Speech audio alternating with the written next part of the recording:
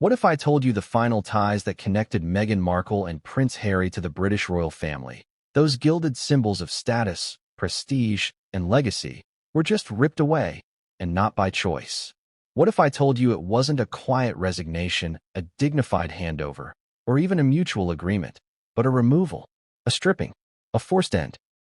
Because according to whispers growing louder from behind the palace gates and leaks now bleeding across media circles on both sides of the Atlantic, the titles of Duke and Duchess of Sussex, once handed down with fanfare, once worn like armor in both royal corridors and Hollywood boardrooms, have now been taken back.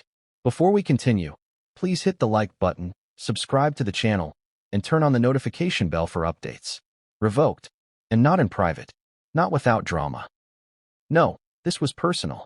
And the question echoing through every corner of Buckingham Palace and across the polished streets of Montecito is this: what changed? Why now? After years of tension, interviews, documentaries, and exile, why has the hammer finally come down? But let me warn you, what we're about to unpack isn't just a matter of paperwork or protocol. It's betrayal. It's strategy. It's ego, family, and power wrapped into a story of two worlds clashing. Ancient monarchy versus modern celebrity, duty versus freedom, crown versus brand. And the fallout? It's seismic. Because this wasn't just the king's decision. It wasn't just a late-night decree from Charles or a line buried in royal correspondence. No, what led to this moment was a chain reaction, a pressure campaign, years in the making. A silent war waged in media headlines, Netflix scripts, secret letters, and furious phone calls. A war that didn't end when Harry and Meghan walked away from the firm. It only escalated. And now, one of the monarchy's most sacred weapons has been unleashed: erasure. They weren't just asked to drop the titles. They were forced. And if you're wondering what finally tipped the scales, what insult, what scandal, what new betrayal pushed the crown to say enough is enough, stick around. Because what comes next will rattle everything you thought you knew about this couple's relationship with the monarchy. Let's go back to the beginning for a moment. When Prince Harry and Meghan Markle stepped back from royal duties in January 2020, infamously dubbed Megxit, the royal family was cautious. Despite the drama, the accusations, the Oprah interview, and the Netflix docuseries, Charles never stripped them of their Duke and Duchess titles. At least not publicly. Even after the Sussexes weaponized their royal connections for Netflix deals, Spotify contracts, children's books, and brand collaborations, the titles remained. Why? Because titles are more than ceremonial. They are currency. They are leverage. They are identity. To the monarchy, they're tools of heritage. But to Harry and Meghan, they became the backbone of a global brand. Archwell, Spotify, the Invictus Games, public speaking tours, the memoir, the children's titles. Everything pointed back to the Duke and Duchess of Sussex as a mark of status, legitimacy, royal cachet. Remove that, and the illusion starts to crack. The crown knew this. And yet, for over 3 years, Charles didn't act. He waited. He tolerated. He gave space. Until he didn't. Because something changed. And you're going to hear theories. That it was the backlash from Spare. That it was Meghan's rumored return to reality TV. That it was Harry's refusal to attend key royal events. That it was Princess and drawing a line in the sand. Or even Prince William quietly orchestrating the removal behind the scenes, making moves while staying publicly silent. But the truth? It's murkier. It's uglier. And it's about legacy. This wasn't just about what Harry and Meghan did. It was about what they refused to stop doing. The monarchy, still bruised from scandals, saw their reputation bleeding each time the Sussexes opened their mouths. The Queen had passed. Charles was now king. A new era had begun.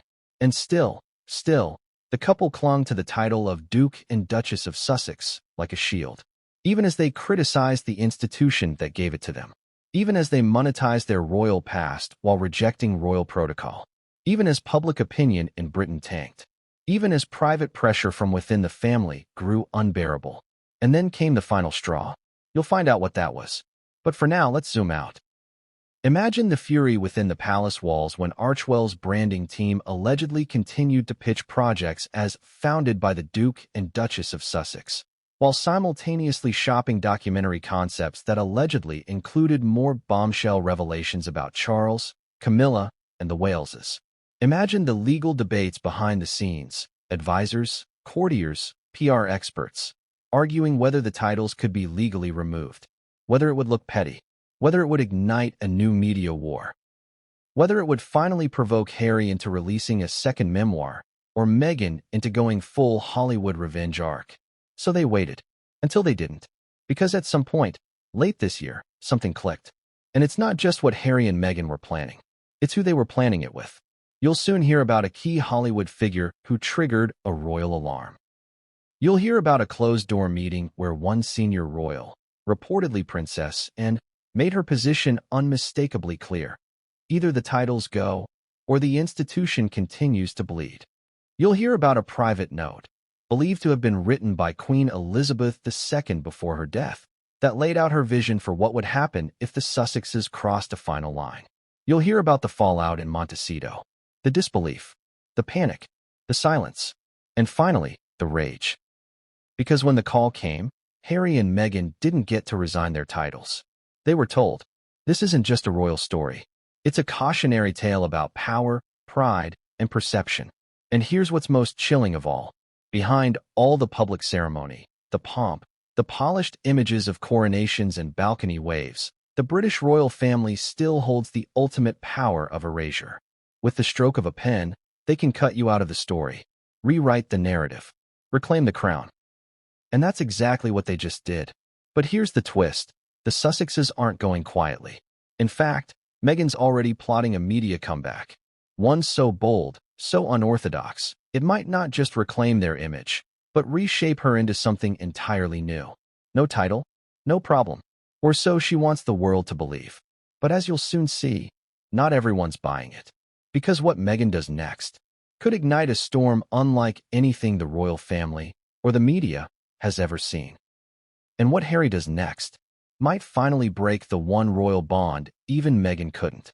But before we get there, let's go back to the precise moment the titles were officially removed, to the behind-the-scenes decision that stunned the palace staff, to the furious Montecito phone call no one was supposed to hear, to the one royal who made the quiet call to the king and pushed this all into motion. Because once you know who it was, you'll realize this battle was never between Harry and Charles. It was never just about Meghan and the monarchy. It was about preservation. It was about a legacy war. And it's only just begun.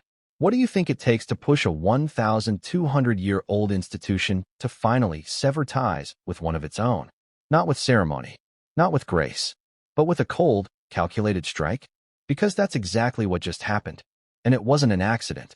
It was intentional, brutal, precise, and it all started not in a palace, not in a courtroom, but in a hotel ballroom in New York City, where Meghan Markle stepped on stage wearing a gown that shimmered like vengeance. The night was supposed to be triumphant.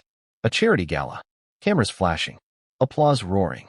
Meghan, standing beside Harry, was being honored for service and courage. And yet, what she said, off script, was the moment it all shifted. Because there are speeches that inspire, and then there are speeches that provoke. This one, it lit a fuse under the monarchy. Meghan's words danced just close enough to the edge. Subtle digs, veiled references. But then, one sentence landed like a dagger. I'm proud to stand here not because of a title I was given, but because of the voice I reclaimed. Boom. Did you catch it? To the public, it sounded empowering. To the press, it was a bold declaration. But to Buckingham Palace, it was war. Because what Meghan had just done was challenge the very foundation of the title she still used. The contradiction was staggering. She was introduced that night as the Duchess of Sussex. The official programs, the signage, the press releases, everything referred to her royal title.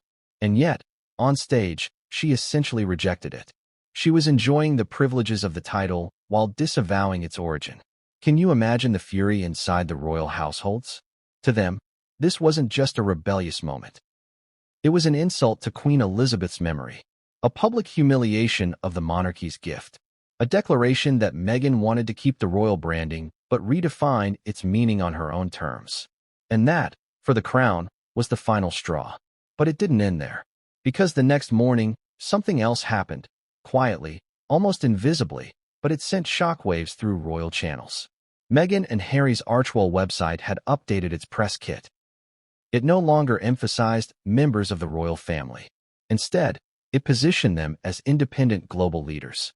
Their bios had been subtly reworded. Mentions of the monarchy were buried deeper. Their royal titles were still there, but now listed like historical artifacts. And here's the twist. This happened just days before a key Commonwealth event in London, a ceremony honoring the Queen's legacy. And neither Harry nor Meghan attended. Not even a recorded message. Not a tweet. Not a wreath. The optics? Disastrous. To many in the UK, it felt like the Sussexes were now openly rejecting their royal obligations while still cashing in on the royal glow. And for Charles, still settling into his reign, this wasn't just a PR nightmare. It was a direct threat to the unity of the institution. But was this all just about optics? No, because here's what most people missed. Behind the scenes, senior royal courtiers had already drafted multiple scenarios over the past year for how and when titles could be revoked, under what conditions, what legal grounds, and how the public might react. There had been internal hesitation, fear of backlash, fear of turning Meghan and Harry into martyrs again. But after that gala, the balance shifted. The argument became, if we don't act now, we never will. But this leads to the bigger question. Why now? Why, after years of controversy, after the Oprah interview, the Netflix docuseries, the Spotify disaster, the memoirs, why did this moment finally trigger action? The answer lies in a name that's been carefully kept out of headlines. A name most people wouldn't associate with royal drama. A powerful Hollywood producer, known for political documentaries, was recently in talks with Meghan about a new project. Not a rom-com, not a cooking show, but a dramatized retelling of her experience in the royal family. Think The Crown, but personal. And guess what the working title was? Her Royal Exit. That's right. A dramatized series reportedly based on Meghan's perspective of life inside the palace, the clashes with Kate, the IC protocol, the media harassment, and, most importantly, the alleged betrayals. And this time, she wouldn't be just an interviewee. She would be the executive producer. Can you imagine the palace's reaction when they caught wind of that? We're talking potential reenactments of royal conversations, dramatic scenes portraying Charles, Camilla, William, and Kate, and all produced under the umbrella of a company still associated with the Duchess of Sussex. This wasn't just bold. It was nuclear. Because the monarchy's power lies not just in ceremony, but in control of the narrative. And Meghan was preparing to seize it. So, with all that building tension, the gala speech was like striking a match in a room full of gas. And then, finally, came the phone call. No fanfare, no public statement, just a direct message from the King's private secretary to the Sussex team. The wording was cold, precise, deliberate. There would be a review of royal titles held by non-working members of the royal family. Meghan and Harry were not being asked to relinquish their Duke and Duchess titles. They were being told the process was beginning to strip them. This wasn't a negotiation. It was a verdict. But what you might not know is that wasn't the first time this conversation had been initiated. According to palace insiders, there was an earlier moment, months ago, when Charles almost acted. It was after the release of Spare, the memoir that laid bare family grievances, the frostiness of William, the alleged cruelty of Camilla, the hurt from Charles himself. The monarchy held its breath, and then chose silence. Charles reportedly hoped that by not reacting, he could de-escalate the drama. But what he didn't anticipate was that silence would be seen as weakness. And now, with the gala, the press kit change, and the rumored TV series in development, the palace decided to finally draw a line. But even then, there was hesitation. One senior advisor reportedly warned, if you strip their titles, they'll cry victim again. They'll say they're being punished for speaking their truth. To which another reportedly replied, and if we don't, they'll keep rewriting ours. But wait, there's another twist. Because Charles wasn't acting alone. According to multiple sources, Princess Anne was deeply involved in this decision. The Princess Royal, often known for her discipline and discretion, had been keeping quiet. But behind the scenes, she had become a driving force for reform. She reportedly told Charles, "We've been patient long enough. Either they're part of the family, or they're not. We can't have it both ways." And that sentence, "we can't have it both ways," is what reportedly finally convinced the king. Because Meghan and Harry had been walking both sides for too long, claiming distance from the monarchy, while still wearing its crown in every bio, every introduction, every deal. So now, the palace was forcing the issue. Strip the titles. Force the Sussexes to define who they are without the royal wrapping. But if the palace thought Meghan and Harry would simply accept this, they were wrong. Because back in California, Meghan had already begun assembling a crisis team. Lawyers, publicists, brand strategists. This wasn't just a personal insult. It was an attack on their entire commercial identity. Because here's the uncomfortable truth. Without Duke and Duchess of Sussex, much of their brand narrative crumbles. Archewell becomes just another foundation. Harry's memoir becomes just another celebrity book. Meghan's TV projects become just another former actress pitching personal content. The title was the golden thread tying it all together. And now, it's unraveling. But here's where it gets even more dangerous. Because Meghan isn't just planning a response. She's planning a counterstrike. And what she's preparing behind the scenes might just drag the royal family into a whole new war. One where titles are the least of their concerns. Because if you think this was the final chapter, think again. Who really made the call? Because if you believe for 1 second that King Charles made this decision alone, without guidance, without pressure, without intense closed-door negotiation, then you don't understand how the monarchy works. The British royal family doesn't operate on emotion. It operates on institution.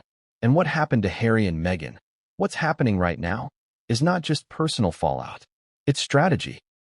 And it began, not with a dramatic press conference, not with a ceremonial revocation, but with a meeting, a secret meeting, held inside a room deep within Clarence House. No cameras, no aides, no media leaks, at least not right away. Just the king, his most trusted advisors, and one glaring question on the agenda. Should the Duke and Duchess of Sussex titles finally be revoked? Now let me paint the scene for you. This wasn't a casual chat over tea. This was what royal insiders are now calling a crisis deliberation, a stripped-down, war room-style gathering meant to make one decision, and one decision only. And no one walked in lighthearted. Because what they were about to do wasn't just a PR cleanup. It was a constitutional shift. To remove a title bestowed by Queen Elizabeth II, especially one tied to the bloodline, wasn't just symbolic. It was seismic, generational, unprecedented in modern times. And Charles, ever the cautious monarch, knew the risks. Strip the titles, and the press could cry petty. Don't strip them, and the institution could appear weak. So he did what he's always done when faced with impossible decisions. He called in the core four. No, not that core four, the one the press once fantasized about with William, Kate, Harry, and Meghan. This was Charles's real inner circle. For senior figures, each with influence stretching back decades. Anonymous to the public, but powerful within the system. Think of them as the monarchy's version of a shadow cabinet. Experts in law, image, diplomacy, and succession. In this particular meeting, it began with silence. No one wanted to be the first to speak. Until one of them, a former diplomat turned palace strategist, slid a file across the table. It was a dossier, a thick one. Inside, a detailed timeline of every single instance since 2020 where Harry and Meghan had used their titles publicly in ways considered inconsistent with royal neutrality. Sponsorships, TV appearances, podcast intros, invitations to elite galas where their royal status had been leveraged for access, brand documents, emails, leaked communications. It wasn't just a smoking gun. It was a catalog of quiet provocations. And Charles read every word by word, page by page. You see, to understand the gravity of this moment, you have to understand Charles's dilemma. On one hand, Harry is still his son, blood of his blood, a man he once carried on his shoulders in the gardens of Highgrove, a man he still, despite everything, hopes to reconcile with. On the other, Charles is now the sovereign, and the sovereign doesn't get to play the father card, not when the integrity of the crown is in question, because in that room, the question wasn't about family. It was about precedent.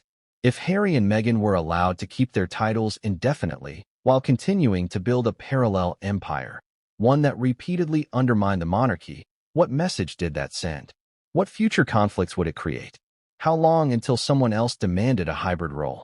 How long until the Sussexes' branding machine fully outshined the very institution that made them relevant?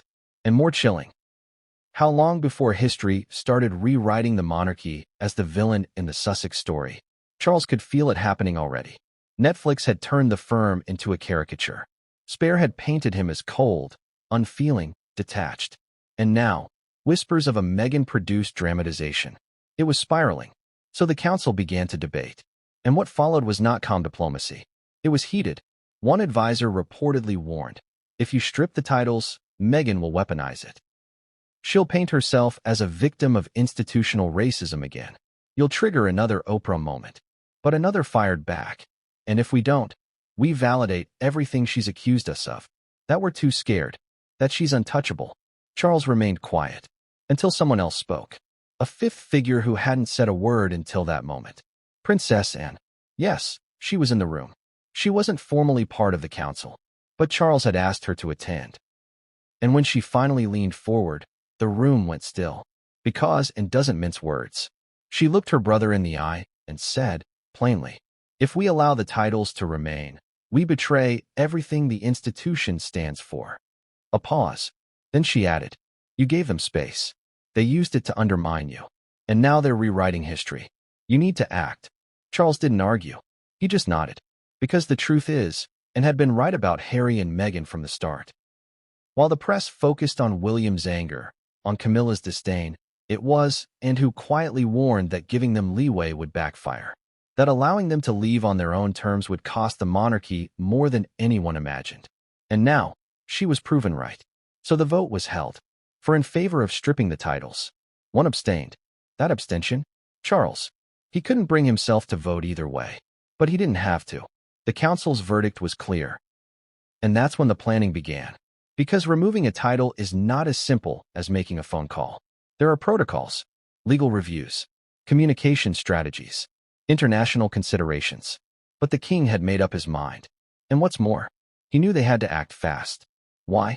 Because according to intelligence gathered by royal aides, Meghan's Hollywood team was planning a major announcement, potentially a new podcast or series explicitly framed around her journey as a royal outsider. And if that branding launched before the monarchy acted, game over. So Charles gave the order. Discreetly. No press briefings. No public decree.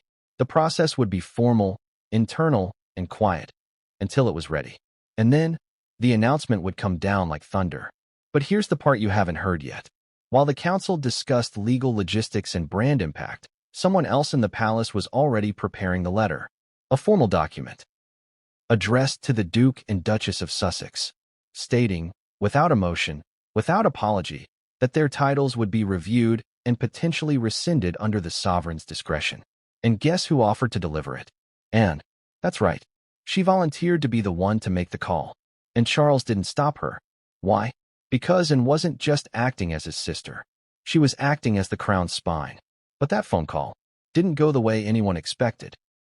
Because when Anne finally got through to Harry, what happened next changed the palace's entire plan.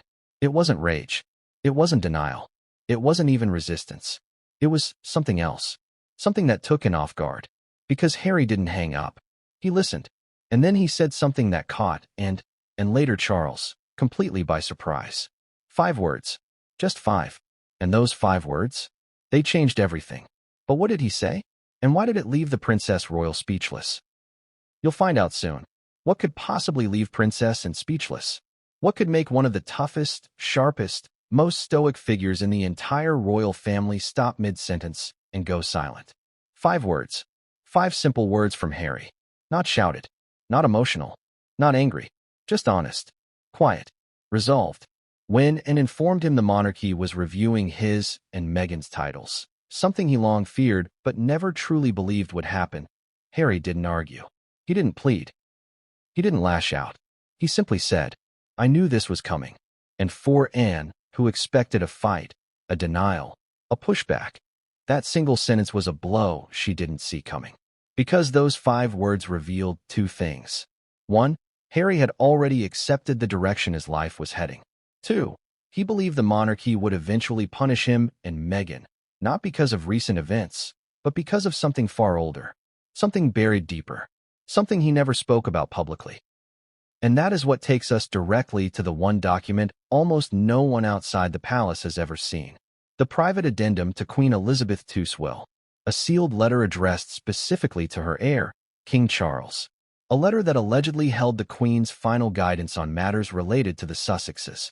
A letter that some insiders now claim set this entire title removal process in motion long before Charles ever made a decision. Let's rewind. Because to understand how powerful this letter is, you have to understand something crucial. The Queen didn't make impulsive decisions. She didn't rule with emotion. She didn't govern through gossip or panic. She governed through continuity, through legacy, through the long view. And in her final years, watching her grandson drift further into conflict with the family, watching the media battles, the interviews, the accusations, she knew something had to be done. Not immediately. Not during her lifetime, but eventually, quietly, deliberately. According to insiders, she wrote a private note outlining what should happen if Harry and Meghan ever crossed a final line. If their actions began to weaken the monarchy's stability, diminish public trust, or erode the dignity of royal titles. Some call it prophetic, some call it cold, some call it necessary. But no matter what you call it, the impact of that letter is still being felt today. Because this wasn't a letter of anger. It was a letter of instruction, a contingency plan, a failsafe written by a monarch who understood that the crown cannot survive without boundaries. And when Charles read that letter after her death, he reportedly cried. Not because he agreed with it, not because he disagreed, but because he knew what it meant. One day he would have to act. One day, he would have to enforce the Queen's final request. One day, he would have to become the king who stripped his own son of a title his mother bestowed. But what exactly was in that letter? Let's walk through the 3 clauses insiders have whispered about for months. Because each one brings us closer to understanding why now. Why the palace finally moved. Why Meghan and Harry's titles weren't just reviewed, they were targeted. Clause 1. If Harry and Meghan ever used their titles in ways incompatible with the dignity of the monarchy, the titles should be reconsidered. Key phrase. Incompatible with the dignity. Many believe the Queen was referring not just to the Oprah interview, but to future hypothetical scenarios. Projects, media deals, public commentary. Clause 2. If the Sussexes aligned themselves with commercial entities that exploited their royal association for financial gain, the crown must protect its integrity. That phrase, protect its integrity, was a warning. Because in the Queen's eyes, the titles were sacred. Not props, not tools, not branding material. Clause 3. If the actions of the Sussexes created disruption to the stability or reputation of the crown, the monarch had full authority to revoke or redefine their titles. And this clause, this is the one that changed everything. This is the one Charles's advisors brought into the secret council meeting. This is the one Princess incited when she urged Charles to act decisively. Because after the gala speech, after the Archwell rebranding, after the rumors of a dramatized docuseries, it became clear to the monarchy that all 3 clauses had been triggered. Not 1, not 2, all 3. And that's when Charles realized. This wasn't just his decision anymore. It was the Queen's. Her final wish. Her final safeguard. Her final boundary. But here's where it gets even more interesting. Because that sealed letter didn't stop at instructions for the monarchy. According to multiple sources, the Queen also wrote a second letter. One addressed directly to Harry. A letter he would receive only after her passing. And for months after her death, royal watchers speculated. What did she say to him? What did she warn him about? What did she hope he would consider, or stop, or change? No one knew. But recently, very recently, an insider claimed that Harry read the letter and cried so hard he couldn't finish it. But why? Because the Queen reportedly reminded him of something Harry had forgotten. His duty wasn't just to the crown. It was to the people who believed in him, to the Commonwealth youth he inspired, to the charities he represented, to the responsibilities that came with being Prince Harry, whether he wanted them or not. And the most haunting part? She wrote, with freedom comes the burden of choosing wisely. One line, one warning, a grandmother's love intertwined with a monarch's caution. Some interpret that as her blessing his independence. Others interpret it as her urging him to act with care. But either way, the letter didn't stop Harry from walking away. In fact, some think it hardened his resolve. And here comes the emotional twist. Harry once told a friend that losing the Queen felt like losing the only person who truly understood him within the royal structure. After her death, he felt unprotected, vulnerable, exposed. And when he said, "I knew this was coming too," and that wasn't just resignation. It was grief. Because some part of him knew the Queen had predicted this outcome long before anyone else did. But we're not done. There's one more piece to this puzzle. One more reason the Queen's letter played a central role in the title removal decision. Something almost no one knows about. Something locked away until now. Because the Queen didn't just write clauses about consequences.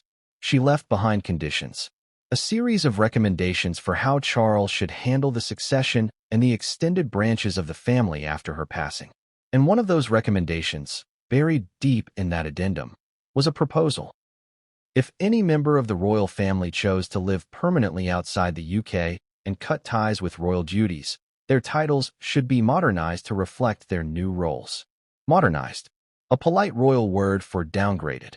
So when Harry moved to California, when he refused to return for events, when he withdrew from military honorary roles, when he embraced Hollywood over heritage, he had unknowingly walked straight into the Queen's succession plan. A plan written before she even knew he would step back. A plan designed to protect the monarchy from instability. A plan Charles could not ignore, even if he wanted to. But here's the real kicker. Charles wasn't the only one who had access to that letter. William did too. And William interpreted it very differently. According to sources, William didn't see the Queen's letter as a recommendation. He saw it as instruction, guidance for the future of the monarchy he will one day lead. And when Charles hesitated in the council meeting, it wasn't, and who pushed him? It wasn't Camilla. It wasn't the advisors. It was William. William's argument: if we do not respect her wishes now, we undermine her legacy and our future. That was the turning point. That was the pressure Charles couldn't resist. Not because William is the next king, but because the Queen's words still guide everything they do. And in that moment, the youngest son's title collided with the longest reign in British history. A legacy versus a life choice. A grandmother's foresight versus a grandson's pain. A monarchy's stability versus a couple's independence. And now, it's all set in motion. The Queen's will wasn't just a document. It was the roadmap. And Harry and Meghan are now walking the path she anticipated years ago. But the next part? Oh, this is where things explode. Because once the Queen's clauses were invoked, once Charles gave the green light, once the internal review began, the palace had to do something that terrified them. They had to formally notify the Sussexes, on paper, that the titles were on the line. And the delivery of that letter sparked the most dramatic scene yet. A moment in Montecito that would change the entire energy of the Sussex household and push Meghan into a decision that could set off a media war unlike anything we've seen so far. But what exactly happened when that royal letter arrived? And why did Meghan refuse to touch it? That is where the real explosion begins. And that's exactly where we're going next. Chapter 4 will take you inside the Montecito meltdown. What was said? Who cried? Who yelled? And the one moment that revealed just how fractured the Sussex world really is. But what came next would change everything. And no one saw it coming. What happens when you strip away the title, the image, the brand? What happens when you take away the crown, but leave behind the cameras? You get the Montecito meltdown. And it didn't begin with a royal statement. It didn't start with a press conference or a headline. It began with a knock at the gate, a letter, and silence. Silence that lasted nearly 2 minutes. That's what insiders say happened when the royal courier delivered the letter to Meghan and Harry's estate. Sealed, official, unmistakable. It arrived with no warning. No phone call. No buffer. Just a single envelope bearing the royal crest. And Meghan? She refused to touch it. Let that sink in. She stared at it, walked around it, asked who had signed for it. But she didn't open it. Because somehow, she already knew what it said. And that was the moment things spiraled.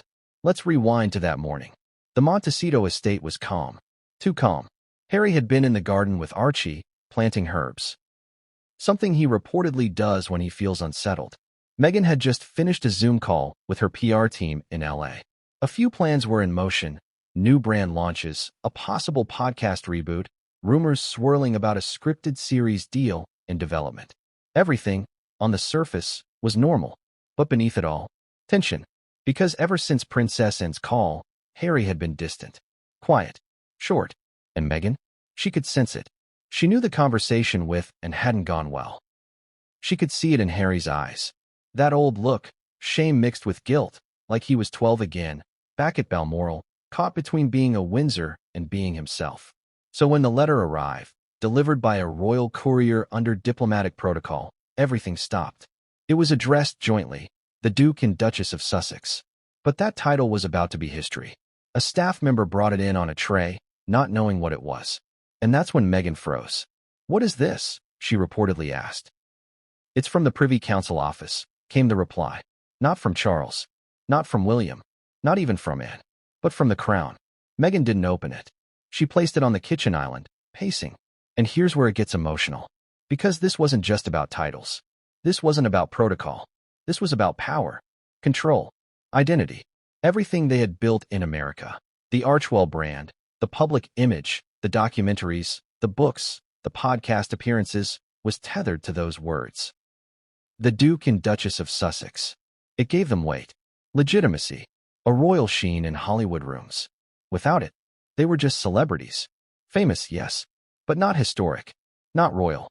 And Meghan knew this. So she waited. She waited for Harry to come inside. And when he did, when she showed him the letter, he didn't say anything.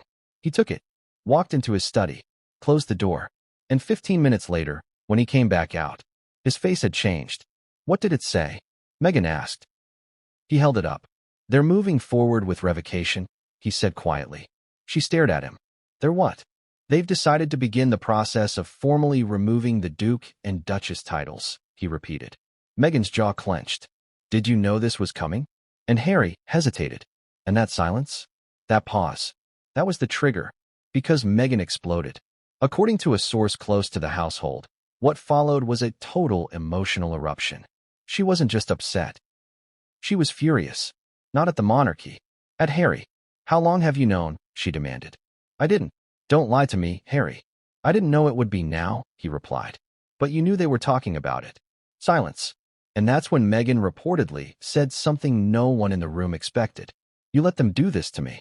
Again. Not us. Not you. Me." Those words hit hard. And it wasn't the first time she'd said them. According to another insider, Meghan has long feared that Harry would never fully break from the system. That deep down, he still wanted their approval. That he still saw them as family, not just the institution she came to despise. And now, she saw this letter as proof. Proof that the monarchy could still reach into her world and dismantle it. That she was still vulnerable to their decisions. That all the freedom, all the independence, all the new life they had built was still haunted by the past. But here's where things took an unexpected turn. Meghan didn't cry. She didn't retreat. She got strategic. Because for Meghan, every crisis is also an opportunity. Within hours, her inner circle was assembled on a video call. Brand strategists, legal counsel, Hollywood advisors. "We need to control the narrative," she said. "We are not going to let them define this." And thus began the counterstrike. You see, Meghan had anticipated something like this might happen. Quietly, over the past year, she had begun distancing herself from certain royal references in her projects. Her solo branding as Meghan, the Duchess of Sussex, was always subtly distinct from Harry's. She had toyed with returning to the mononym Meghan. She had even floated a lifestyle brand with a name so simple, so elegant, so American that it deliberately erased any trace of British tradition. And now, that strategy was no longer a backup plan. It was the plan. But not everyone in the team was on board. "You're not going to fight this legally?" one advisor asked. "No," Meghan replied. "If we fight, we look petty. If we evolve, we look powerful." It was a bold decision. Calculated. But Harry? He wasn't ready. He didn't want to evolve. He wanted to hold on. To the name. To the identity. To something that still made him feel like his mother hadn't been completely erased from the institution. And that's when the second fight began. Because Meghan was ready to move forward. And Harry was stuck in the past. They clashed. Not violently, but emotionally. Harry reportedly said, "I gave up everything for you." To which Meghan responded, "And I gave up everything for you. So now we decide who we are without them." But Harry wasn't ready to answer that question. Not yet. Because for the first time, The weight of everything he'd lost finally hit him. The military titles, the royal patronages, the uniform, the security, and now the name. The last thing that tied him to a life that, despite all the pain, was the only one he'd ever known. And as night fell over Montecito, the house fell silent. Archie had gone to bed. Lilibet was being rocked to sleep. And in two separate rooms, Meghan and Harry sat in the dark, one planning the future, one grieving the past. And in between them, that letter, still lying open, still signed with the sovereign's hand, still echoing with the voice of a system that had once embraced them and now wanted them gone. But here's where it gets even more shocking.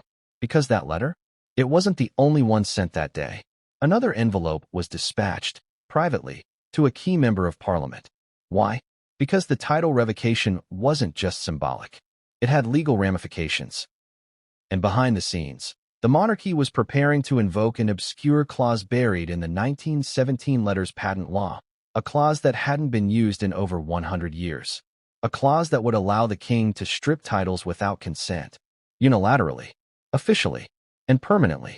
And once that clause is triggered, there's no going back, no negotiation, no appeal. And that clause is exactly what we'll uncover next. Because if you think this was just about Meghan's reaction, wait until you see what legal storm is about to unfold. What happens when ancient monarchy clashes with modern law? And who steps in to stop it? Because someone unexpected is about to take Meghan's side. Someone inside the royal family. And their intervention could change the entire trajectory of what happens next. What do you say to the man who's both your father and your king? How do you find the words when the very person who raised you is now the one threatening to erase the last public remnant of your identity? Because that's where Prince Harry found himself. A son on the edge. A man who walked away from a world that gave him everything and took just as much. And now, staring down the final consequence. The removal of the one thing he never truly expected to lose. His name, his title, his place in history. And this time, it wasn't about Meghan. Not the press. Not the documentaries. Not the fame. Not even the monarchy as an institution. This was about Charles. Just Charles. His father. Because when the letter arrived, when Harry read it in full, when the weight of its wording settled in like fog, something inside him cracked. Not with rage. With longing. Because no matter how far he'd run, no matter how many interviews he gave, how many times he said he didn't need them, the truth was, he still wanted to be seen, to be heard, by the one man who never really seemed to listen. So he picked up the phone. Not the palace line, not an assistant, not a formal channel. He dialed Charles's private number, the one still programmed in his contacts under the name he hadn't changed since he was a teenager, Pa. The line rang twice, then 3 times. Then it connected. Harry, came the voice on the other end. Steady, formal, guarded. There was a pause. Then Harry said, "Please don't do this." Those were the first words. Not hello. Not what's happening. Just, please don't do this. Charles exhaled audibly. Harry, this isn't personal. But Harry cut him off. Of course it is. It's entirely personal. The conversation that followed, according to a source close to Harry, was the most raw and unfiltered exchange the two have had in years. Because Harry wasn't calling to argue protocol. He was calling as a son desperate for acknowledgement. You think I don't understand what I've done? He reportedly said, you think I don't know how it looks? I've lived every day for the past 3 years knowing you've been disappointed in me. There was silence. I've made mistakes, Pa, Harry continued. But don't make this yours. Charles replied softly. This isn't punishment, Harry. It's preservation. And those words landed like a hammer. Preservation. That word meant everything. It was the unspoken mantra of the monarchy. Preserve the crown. Preserve the line. Preserve the illusion. Always. And now, Harry was being told that preserving that illusion meant erasing him. But here's where it got even more emotional.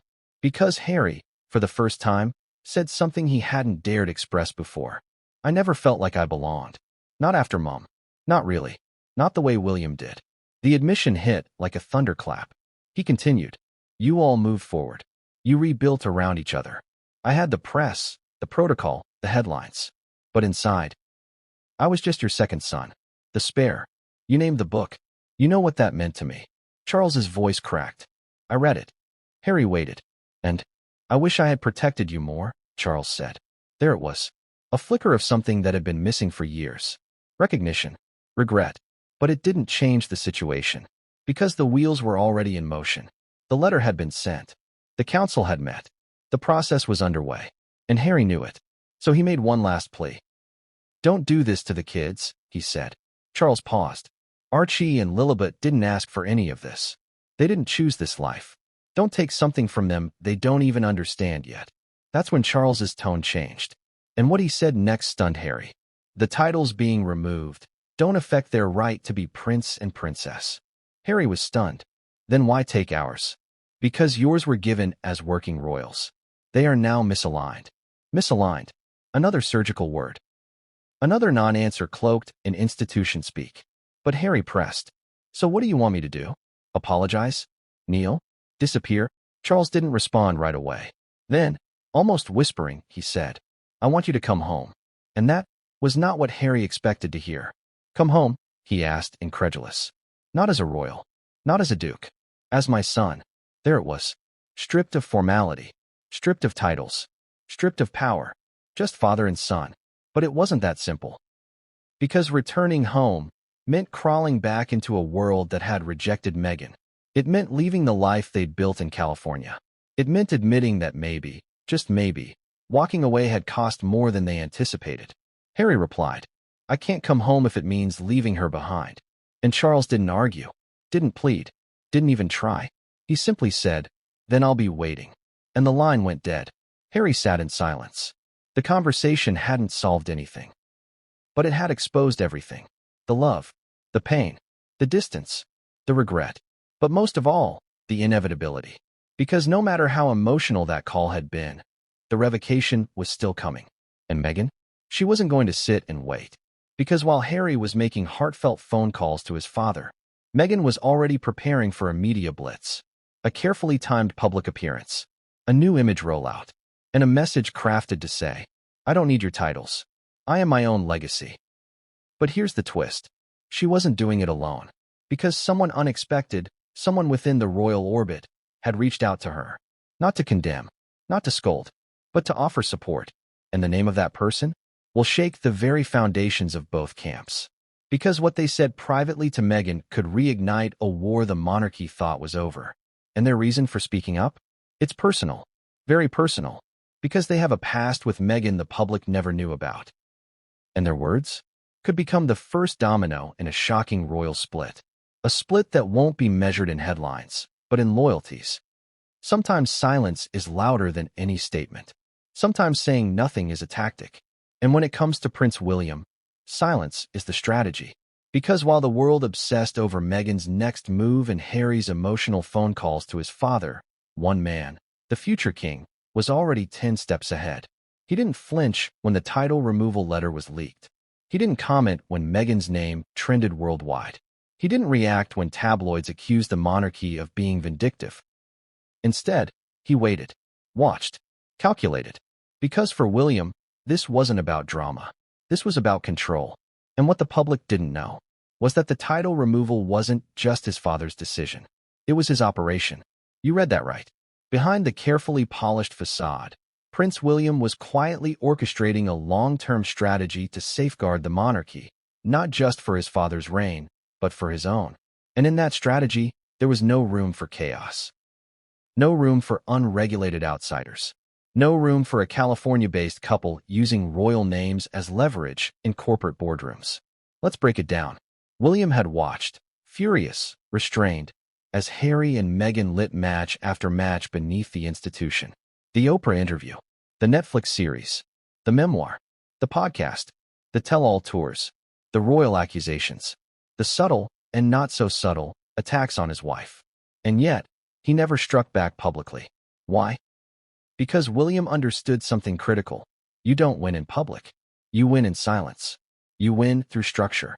And while Harry built his narrative in documentaries and books, William built his in policy, behind closed doors, with lawyers, advisors, parliament liaisons, and most importantly, with time. Because for William, this wasn't just a feud. It was a chess game. And in that game, the Duke and Duchess of Sussex were loose pieces left dangling off the board.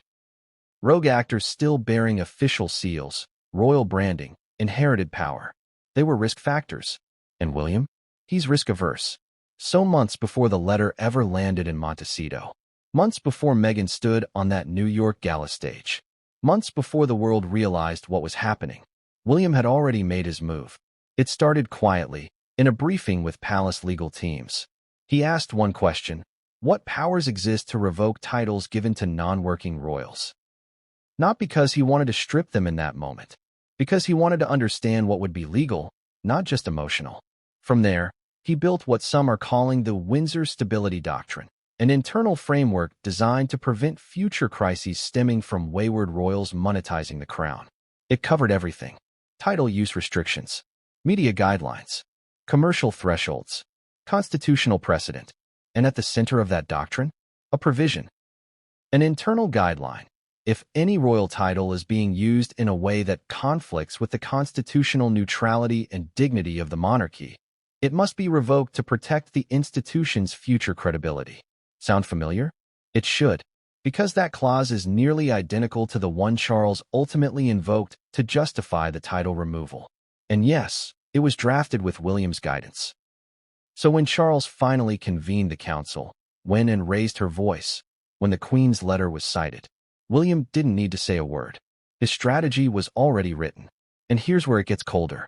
Because even as Harry was making that desperate call to Charles, even as Meghan was mobilizing her PR team, William had already moved on to the next phase. He wasn't just preparing for damage control. He was preparing for containment. Insiders say he ordered a complete review of all digital archives that referenced the Duke and Duchess of Sussex within royal domains. That's right, web pages, charity listings, event programs, historical press releases. Anything that gave the Sussex titles undue permanence was being reevaluated. Silently, surgically, systematically. He wasn't just stripping them in the present. He was scrubbing them from the future. And the emotional blow this carried, especially for Harry, was enormous. Because here's the part no one expected. While Charles's letter may have been the one delivered to Montecito, William was the one who wrote the first draft. According to royal insiders, William prepared a memo months ago, a template notification outlining the steps for formally revoking Sussex titles. Charles hesitated to use it and pushed him. William said nothing. But the moment Charles made his decision, William quietly slid that draft across the table. It was cold, professional, devoid of sentiment. And that's exactly how he wanted it.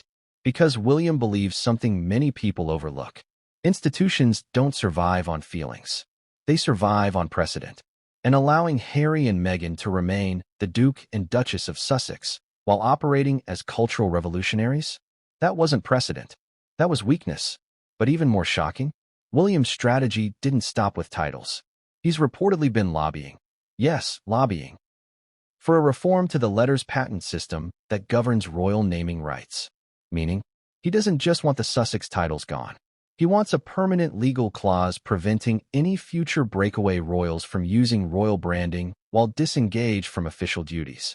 He's closing the loophole, and that effort has already reached members of Parliament. Insiders say a small committee of constitutional scholars, quietly convened under the radar, is currently reviewing how peerages and royal titles intersect with commercial influence.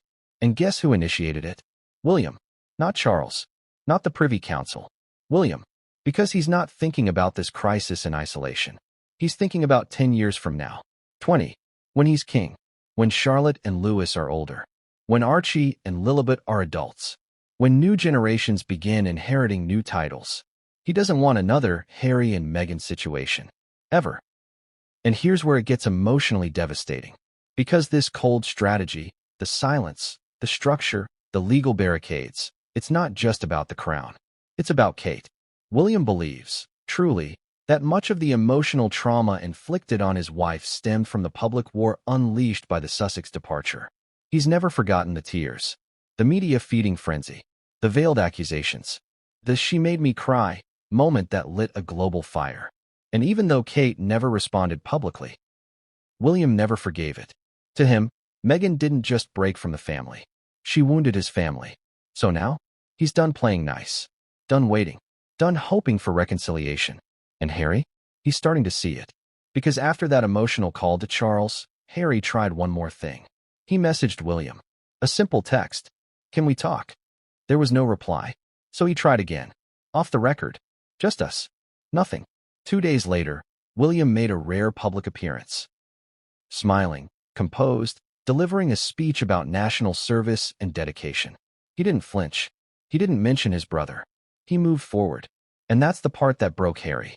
Because for all their history, all the childhood memories, the shared grief over Diana, the inside jokes, the bond that once seemed unbreakable, that silence said it all. William wasn't angry anymore. He was indifferent. And to Harry, that was worse than hate. But here's the twist. While William was reinforcing the palace walls, and Harry was confronting emotional exile, Meghan, she received an unexpected message. A quiet one. Private. Handwritten. No signature. Just 4 lines. 4 lines from a senior royal. Someone no one expected to take her side. Someone with a personal reason. Someone who, if they speak out publicly, could undo everything William has just put into motion. And next, we're going to reveal exactly who that is, and why their message changes everything. What happens when the calls stop coming? What do you do when the same people who once cheered you on, featured you in their headlines, and toasted you at glittering galas suddenly fall silent? That's what Meghan Markle and Prince Harry were about to find out. Because as news of the title revocation quietly began to ripple across elite circles, before it hit the press, before the public even knew, the whispers had already started in Hollywood. And what those whispers revealed was far more brutal than any royal reprimand. This wasn't about protocol. This wasn't about heritage. This was about power. And in the town where perception is everything, the royal shine was beginning to wear off. Fast. Let's rewind. At the peak of their popularity, around the time of the Oprah interview, the Sussexes were Hollywood's new darlings. They weren't just royals. They were revolutionaries. They had a story, a brand, a cause, and most importantly, they had titles. The Duke and Duchess of Sussex. That title opened doors. It attracted investors. It legitimized them in every room. Netflix signed them. Spotify rolled out the red carpet. Penguin Random House rushed to secure Harry's memoir. Celebrities flocked to their side, posing, posting, praising. But fame is fickle. And in Hollywood, loyalty is transactional. The second the palace moved to pull the Sussex titles, the energy shifted. Subtly at first. Invites stopped arriving. Agents stopped returning calls. Production partners suddenly had scheduling conflicts. And Meghan? She noticed. You see, Meghan has always had a keen sense for the room. She reads energy like currency. And the moment her title began slipping away, the currency began to evaporate. What shocked her wasn't that some people faded. It was who faded. Let's break it down. Because this is where the story gets personal. First to go cold? Reese Witherspoon's team. Despite years of mutual admiration, whispers emerged that Hello Sunshine, Witherspoon's production company, had backed away from co-developing a feminist miniseries that Meghan had once pitched informally through Archwell's media arm. No public statement. No fallout. Just silence. Why? Sources suggest the company grew concerned about Meghan's changing brand identity post-title loss. Translation? No title, less prestige. Less prestige, less leverage. Less leverage, less value. Next. Serena Williams. Yes, Meghan's longtime friend. A bond formed years ago, publicly cemented during Meghan's baby shower in New York, and famously highlighted during Harry and Meghan's wedding coverage. But something shifted. Insiders noted that Serena, who once sang Meghan's praises on every red carpet, declined a recent Archwell charity invite. Was it personal? Doubtful. But in Serena's orbit, brand is everything. And association is strategic. And here's where it gets worse. According to 2L. Publicists familiar with the situation, Meghan's team began reaching out quietly to friendlies in Hollywood. A-listers who had once backed the couple publicly, seeking soft endorsement, social media support, or even just visibility. Most never responded. One source put it bluntly. They don't want to be caught in the crossfire if this becomes another royal feud headline cycle. But then came the real shocker. Oprah. Yes, Oprah. The woman who gave them the platform. The woman who delivered the interview that ignited the global rebranding of Harry and Meghan. Suddenly distant. Not hostile, not dismissive, just absent. You see, Oprah understands something Meghan and Harry may have underestimated. Timing, narrative, optics. And when the monarchy moves to remove titles, it's no longer a story of freedom-seeking royals. It becomes a story of disgraced insiders. And Oprah? She doesn't attach herself to disgrace. But here's the contradiction that stings most. At the same time Hollywood's elite began distancing themselves, a handful of voices did stand by the Sussexes. Unexpected ones.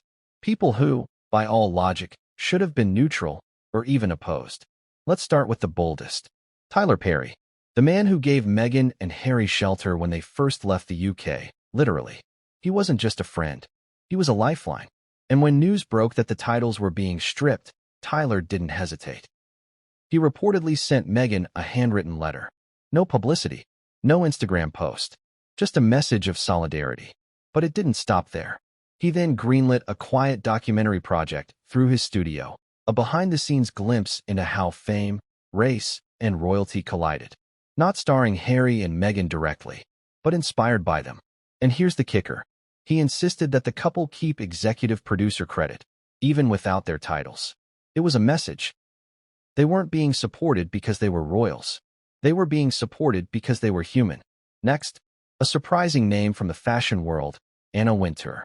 Though not known for emotional decisions, Wintour reportedly ensured that Meghan still held her place on Vogue's invite list for upcoming events. Not out of affection, out of principle. According to sources, Wintour views Meghan's title removal as institutional retribution and believes the fashion world has a duty to stand by female figures targeted by patriarchal systems. Whether symbolic or not, it mattered. And perhaps the most touching show of loyalty? A private call from Beyoncé. No cameras, no entourage.